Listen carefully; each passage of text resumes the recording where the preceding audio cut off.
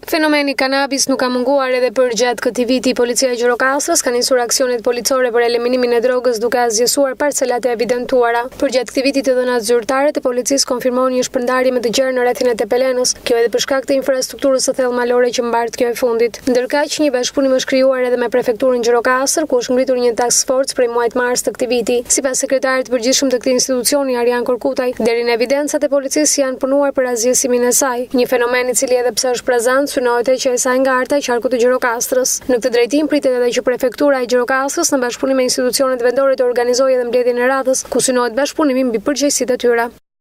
Situata pothuajse është e mirë. Kemi informacione për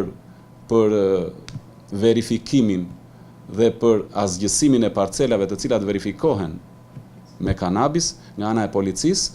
Gjithashtu ka persona të arrestuar, po ka dhe persona të shpallur në kërkim për këtë punë. Gjithsesi, puna asnjëherë nuk do të rresht, do të vazhdoj për zhdukjen e këtij fenomeni, për ta minimizuar deri në fund. Ndërkohë, policia e Gjirokastrës po vijon punën për aksionin ndaj azgjësimit të drogës, duke ndërhyrë edhe në zonat e thella, ndërsa vetëm për gjatë javës së fundit janë bërë të mundur shkatrimi 4 parcelave si dhe arrestimi 3 personave.